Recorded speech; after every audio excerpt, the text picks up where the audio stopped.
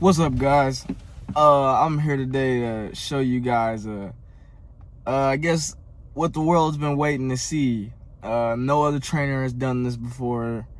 I wouldn't call myself a trainer personally. I'm a coming trainer. I'm trying to be a trainer, but I'm interested in showing you guys my process in training my Tennessee walking horse, because there's a lot of propaganda and a lot of lies on the internet that a lot of people have been telling you stuff from, maybe 30 to 40 years ago, but which is not necessarily true in the industry standard now. The industry standard now, we have a different set of rules we go by. We have a different set of everything. The walking horse industry has completely done a 90-degree change compared to what it was back then to what it is now. So I'm interested in showing you guys my process in training a Tennessee walking horse, and we'll show you everything. I'm gonna show you how and why we wrap our horses. I'm gonna show you the process of a show week of going and getting ready, a horse ready for a show ring debut in this case, but this will work for any horse. This will be my method for any horse, put it that way. This horse is my personal horse. She's a 5-year-old mare. I've had her since she was 3. She's had one baby. She was already bred when I got her, so she's had one baby in my hands, and I put her back to work this year after having her baby and after the baby was weaned, to get back in shape and to try to get into the show ring again. And now we're making our show ring debut. We're actually going in class Park Performance, not the big padded class like how you see, but it's all the same, because you can't soar a horse nowadays and get him into the show ring. It just doesn't work. We have too many inspections and too many rules. The DQP inspects on one end of it, and then you have to turn around and go through another inspection by the government, the USDA, who are supposedly licensed veterinarians, and they check your horse as well. So there's kind of no way that you can soar your horse, intentionally cause pain to make your horse step high, and get into the show ring nowadays. There's no way you could do it. So I'm here to tell you guys how it's done, how I do it, and show you guys that it's not bad. It's not abuse. The Tennessee walking horse industry is a great industry. I think more people should be involved in it. The Cadillac of a Tennessee walking horse is that it's the Cadillac of all breeds. I've rode hunt seat. I've rode in the Western discipline. I've rode quarter horses. I've rode Frisian crosses. I've rode a bunch of different horses. Point to being, I've rode gaited horses, and I've rode horses that trot.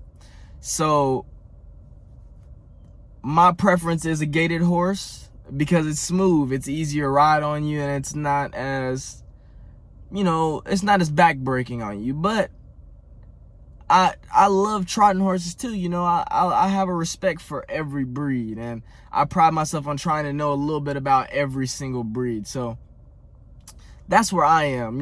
I try to have my knowledge out there, not just be a padded horse person, but also being a person that can train a flat shod Tennessee walking horse, or a quarter horse, a thoroughbred, or anything that, being a horseman, basically, a horseman. A couple things that I'm going to show you in this video. I'm going to show you how and why we wrap our horses, which rundown on that is literally for protection of our horses' feet, because they are checked. You cannot have any scrapes, you cannot have any scratches, you can't have any blemishes, you can't have any old scars that maybe happened when it was 2 years old. You can't have none of that, because the HPA, the Horse Protection Act, has made it so strict that when we go through inspection, you can't have anything on there, no matter what the cause is. So the cause could be your horse is out in the pasture and got his foot stuck in the fence. Being a horse, I've heard quarter horses get their foot stuck in the fence. Anything could happen, and they cause a little scrape right there. Well, now that horse can no longer be shown, because it has scrapes on its below its ankle because of a fence.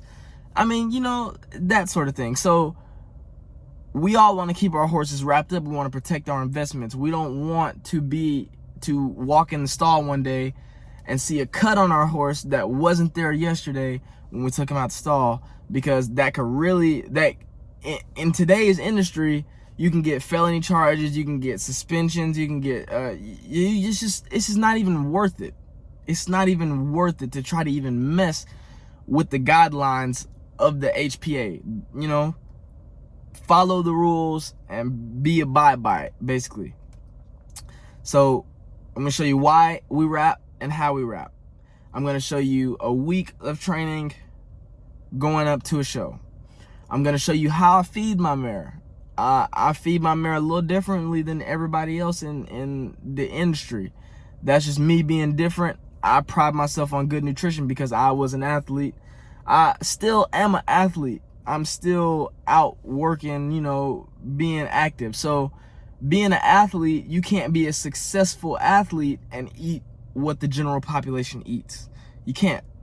You can ask Usain Bolt, you can ask LeBron James, you can ask, you know, you can ask all these people who are on the top of their division in their sports, that you cannot go to McDonald's and simply just eat whatever you just want to eat and just thrive and prosper and be good in an athletic event. Being an animal, a human, anything. So I pride myself in nutrition of my horse. I make sure she has the best nutrition. I make sure she has the best care. I put Hoof Flex on her maybe 3-4 times a week. You know, I condition her hooves. Make sure that her hooves are good. She gets a hoof supplement every day, which you will see in the nutrition portion. And I'll show you everything that I do with her. Basically, this right here, this is a video of me showing you guys how it's done, how our horses are actually treated, and maybe some of the lies and the propaganda that people are just making up and just throwing out there. Like, we put chemicals and stuff on our horses' feet to make them step high. Like, that's just outrageous. Like, absolutely crazy. Absolutely crazy. Like, you literally, you can't. And I'm here to show you guys that. So let's go ahead and get right into it. Look.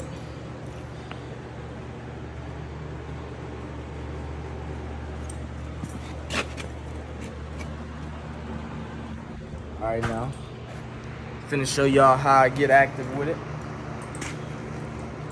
Got me a little argan oil and a little Bigelow liquid gel. And these are two things that I use to wrap. This right here is just for pain relief for ligaments and joints and stuff like that. Anybody knows that if you're an athlete, or if you're an equine athlete like she is, you're an equine athlete, that sometimes your joints and your muscles get sore. So you gotta have them healed up and ready to go for the next workout. So I put some of this on my hand like this, and I go all up on her ankles.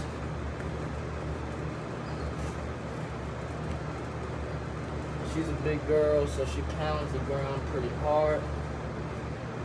So I like to make sure that she is feeling good for the upcoming week. I'm coming all down that tendon right there with this. Same thing for the other leg. This is just like the animal version, basically, of Biofreeze. It's nothing bad for them.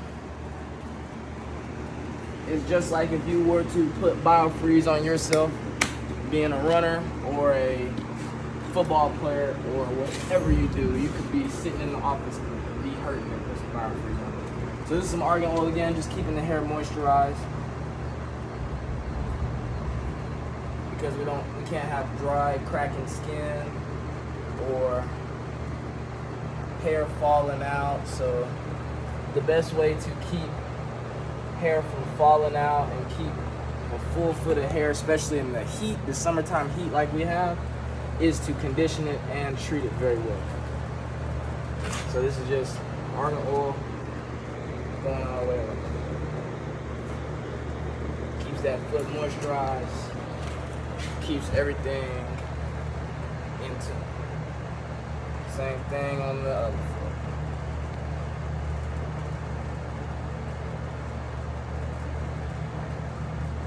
You see? She's just standing here like a perfect angel.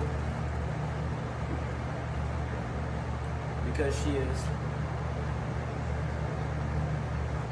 Even though she's ready to eat. Because it's her food time.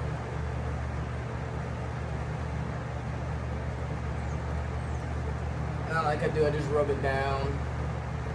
Make sure this all in the hair. And that's it. That's all I put on there. I put wet paper on there just so that the hair doesn't shift in the wraps. This is just paper towel. And I wet it, dip it in some water. It ain't nothing special. But this is literally so that the wraps don't shift and turn and we lose any hair. Basically, everything is protection of that hair that the DQP so loves to check.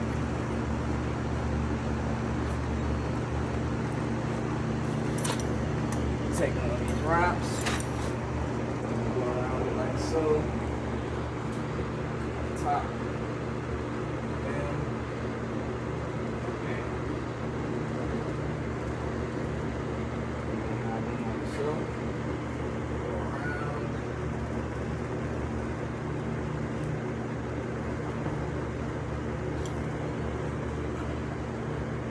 and catch that band and continue up.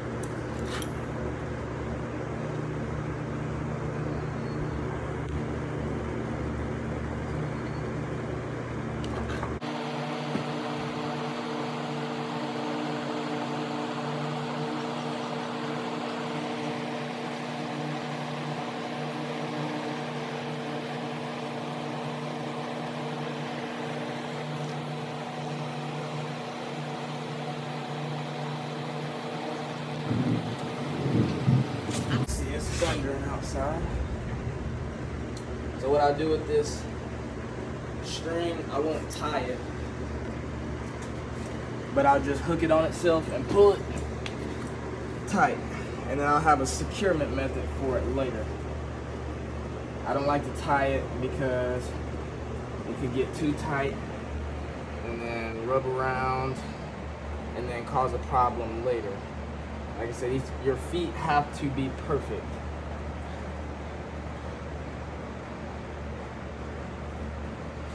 Because the DQP, which is our inspection people, check our horse's feet for any blemishes, any scars, any kind of weird markings. You can't have anything on your feet. So that's why we keep our horses wrapped up, because if your horse is in the stall and horse is being a horse, like in a play, and like to jump around and kick at the walls and such, you know, you can't stop that. Horse is going to be a horse. But if that horse messes around and cuts itself on said stall wood, then you have another problem, because now people are thinking it's something that it's not. And you can't never go into a horse show with something on your feet. So that's why everybody in our industry will keep their horses wrapped. And if you don't, it's an industry standard. Same thing for the back.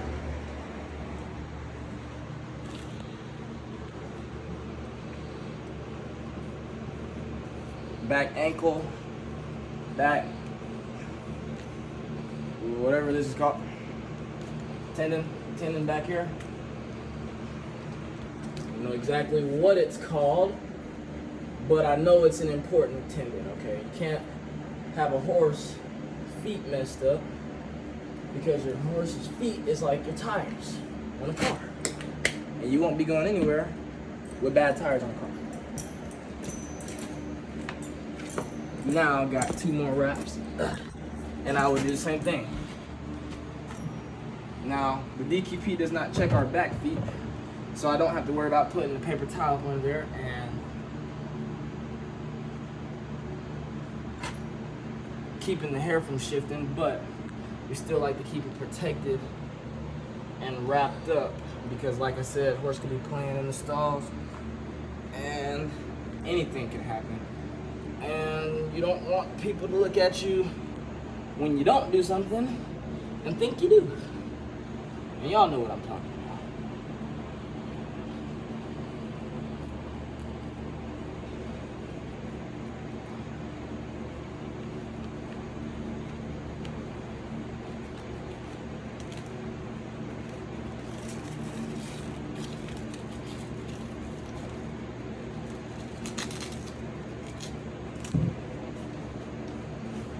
Now, just like that. And this horse is so good and so calm that I can just walk up on it like that. And a lot of people, you can't do that to their horse. So, same thing on this leg. Same procedure.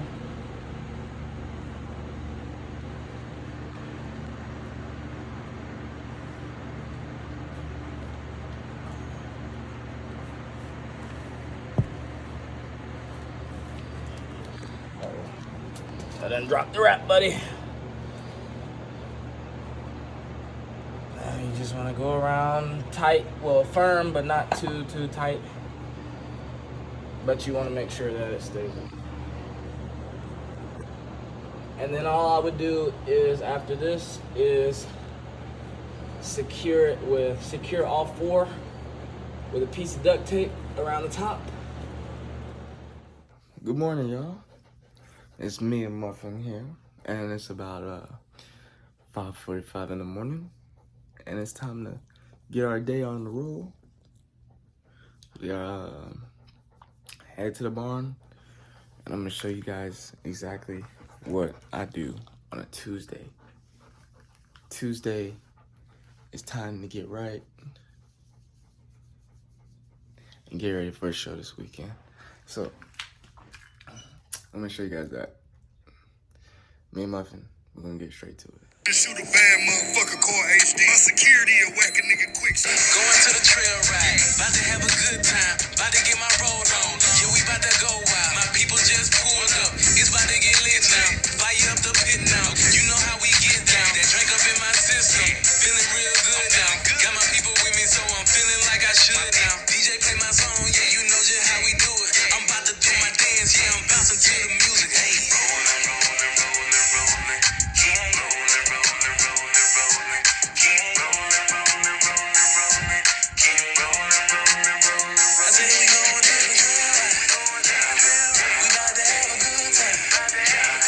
everybody says padded horses are bad. Ooh. Look, no saddle. Just finished a long workout. Oh, baby. Just finished a long workout, and she's ready to go. She's ready to eat. But no saddle though. No saddle. No saddle. Can't ask for a better horse. About to show you guys how to use how. This is just a grain, you know.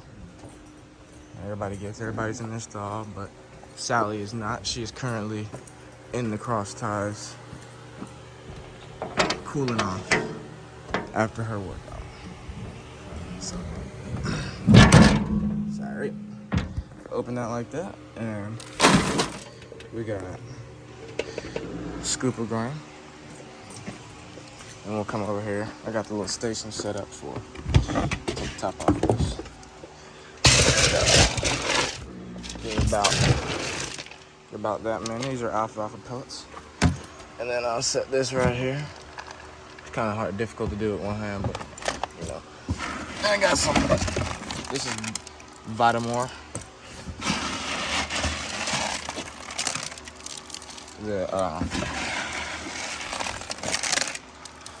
Basically like calf manna. If you don't know what Vitamar is. What did I just do with that top? Oh, back here. Okay, all right, back. Gotta be diligent. Put the top back on stuff. Couple of these alfalfa treats. Hoof care. Give her about a half a scoop, but you know, I give her a little extra because why not? Can't be too careful with the feet.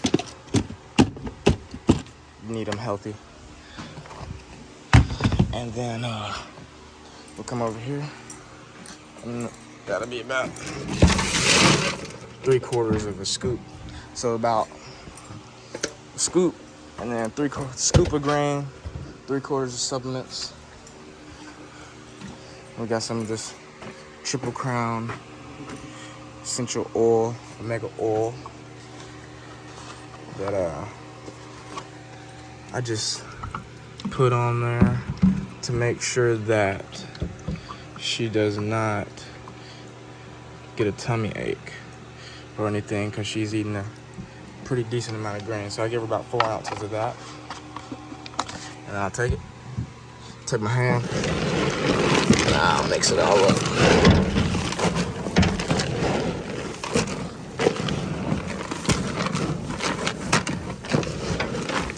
So the rundown, we got 10 or 12% grain,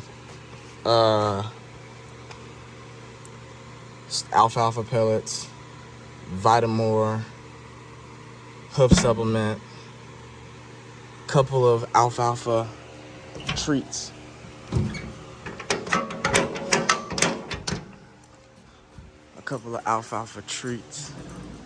Alfalfa molasses flavor packed with vitamins and nutrients. And then the Triple Crown essential oil blend to top dress it. What's up, guys? It's me and Muffin. We headed out to the farm. It is Thursday morning, and I basically just wanted to give you a rundown of how I take care of my horse on a weekly routine, like on a weekly basis, as far as like everything goes. So the only thing I did not put in the feeding portion of the video was once a week I'll dump a BioLite BioLite melon flavor, specifically because Sally likes the melon. I'll dump one of those in her bucket. She has 2 buckets. She has 10 gallons of water, and they get watered 3 times a day. So she has 10 gallons of water, a BioLite in one of her buckets, and the other one is just water. So she drinks equally both, and she gets her electrolytes. Also, she has full range for a salt block in her stall, 24/7. You know, I hang that up in her stall and let her lick on that when she needs it, in addition to her food. She also has a fan in her stall that runs 24/7. Oh, Muffin, calm down. She doesn't like being stopped at a red light. But I also have, so I do the BioLite and I do the salt block in her stall in addition to the food that I give her. Also, once a week on Sundays too, I turn her out in the arena for about an hour or 2 and let her have some turnout, let her stretch her legs and let her go out, run around, play, be a horse for a while. And that'll take place on Sunday, so it'll either be the day after show or it'll be the day after show and going back into the work week.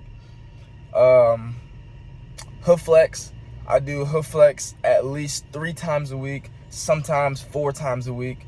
When I do wrap her in the wrapping process that y'all have already seen, I do put hoof flex on her. I did not in the video. It was Monday, but throughout the week I do.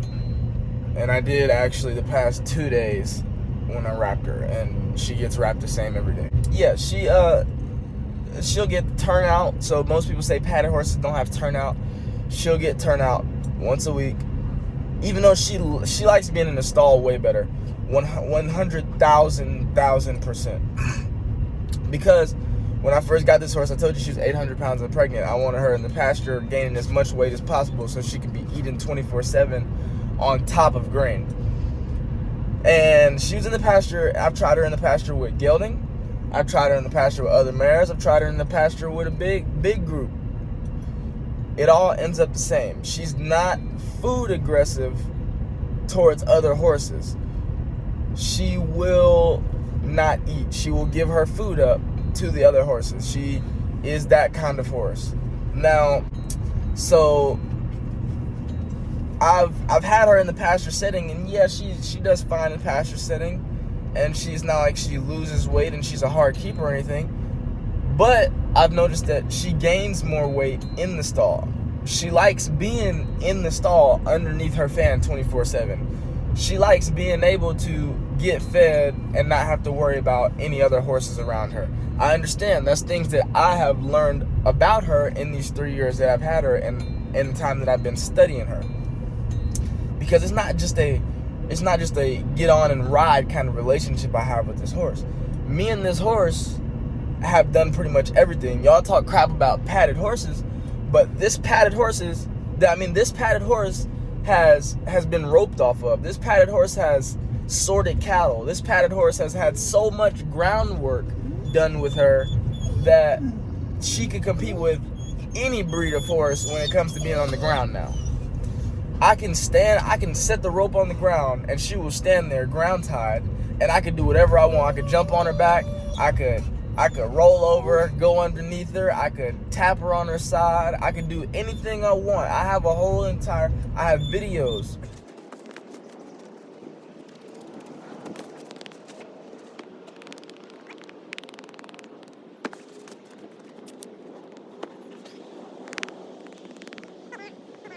So, for people to say that padded horses are just objects to us, that is a complete lie. This horse is like my family. I done been in high school and worked a job all while playing sports just to pay for this horse. You know, this horse is an extension of my family. I love this horse deeply, you know, so I'm going to do anything that I can for her care and for her well-being. Now, with that being said, I do anything I can for her care and well-being. She gets turnout. She gets the best food. She has 100% full access to salt all the time, as much water as she can drink to a certain extent. At nighttime is the time where she'll have, we won't be there to fill up the water for a longer period of time. I wouldn't say a long time, but a longer period of time. But even then, she can still drink a gallon an hour and be okay and have enough water during the nighttime, because we don't leave for that long. We don't leave for more than 10 hours at the barn. And she has 10 gallons of water in her stall at a time. Many, many, many people go around, and I hear this notion of them thinking that we put chemicals on our horses to make them accentuate the gait and make them step high. That just don't even make sense. When you look at the way our horses are shod, which I'm gonna go over in this video after this as well. When you look at the way our horses are shod, the principle is that no matter what the breed is, if a horse is shod differently, it's gonna move differently. So here's the simple version of it when you put it in little terms. And this will work for any horse too. If you have a quarter horse that trots very low and you want him to have a little bit more knee action, you put a little bit heavier shoe on. That's the same thing we do with walking horses. Our shoes range from a regular keg shoe to a shoe that weighs 8 pounds. Now, an 8-pound shoe for an 1,000-pound horse is nothing. It's absolutely nothing. The pads that you see are made from rubber, plastic, and then a metal horseshoe at the bottom. That's it. And they weigh, those are the heaviest, and they weigh 8 pounds. 8 pounds. A horse is 1,000 pounds. Now, personally, me, I'm 160 pounds. Me being 160 pounds, my boot that I wear on one foot weighs about 3-4 pounds. The one boot that I wear on one foot weighs about 3-4 pounds. And I walk around in it every single day. And I'm trucking along in that pair of boots every single day working. And sometimes I have to run after horses in my boots. And guess who still moves very efficiently with these boots on? So, to say that the shoe is too heavy for him is an unrealistic statement. Now, the simple principle is to make a horse step higher, you add a heavier shoe.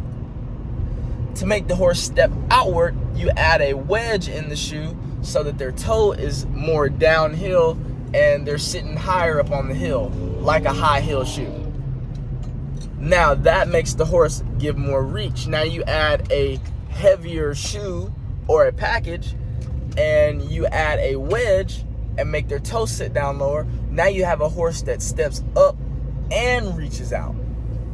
And that is how we accentuate their gait, from the shoeing, not from the chain and the chemicals.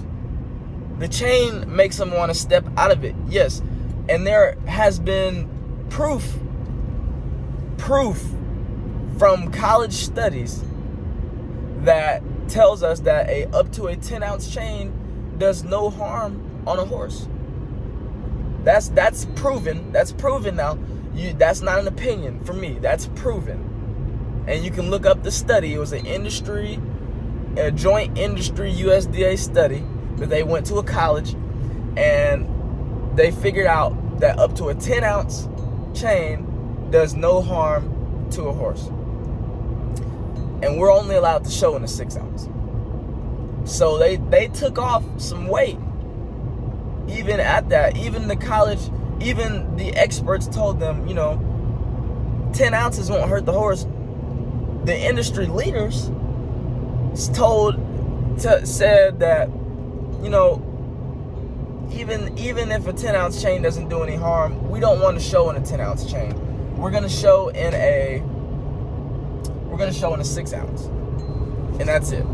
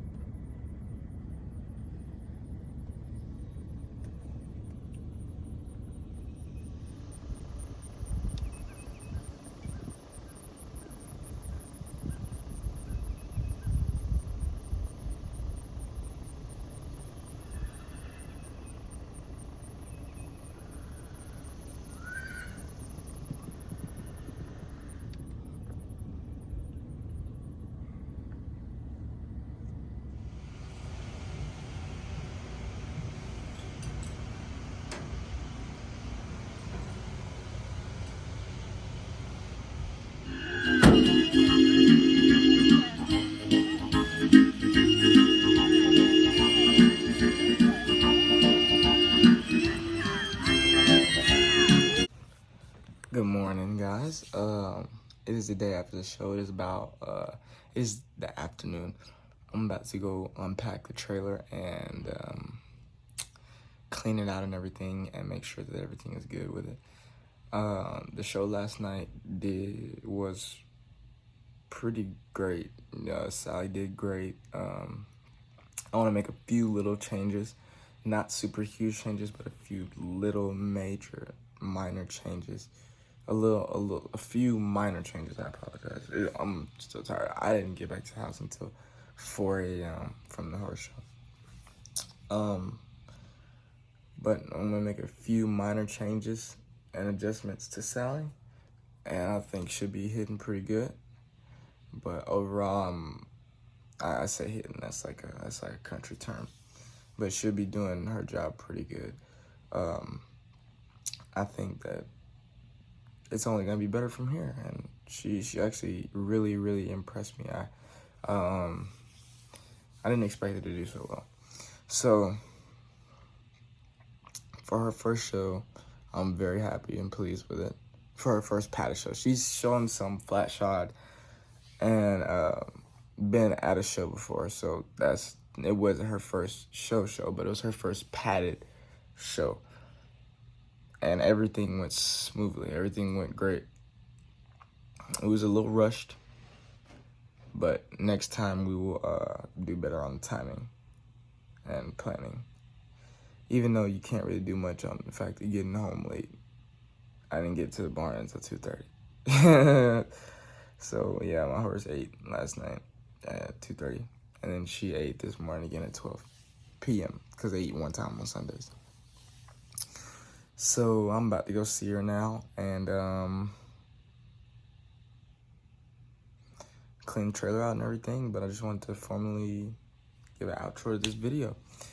Now you guys see everything that I do with my padded horse and how I get her ready for a show, and you see the kind of show horse that she makes when I get her ready all week in the way that I'm explaining to you guys in this video. It's not abuse. It's not bad form. These horses are treated utmost respect. This horse, like, put it this way. Last night, I got back to the barn. My horse ate. She ate a good meal. I made sure that she was fed, and I made sure she was watered. I made sure she had hay. I closed her stall door, turned the lights off, and I left. I also left my wallet in the barn yesterday, in the trailer yesterday. So guess who didn't eat at 2:30 in the morning coming from the horse show? But guess who did? My horse did. So that's basically what I'm saying.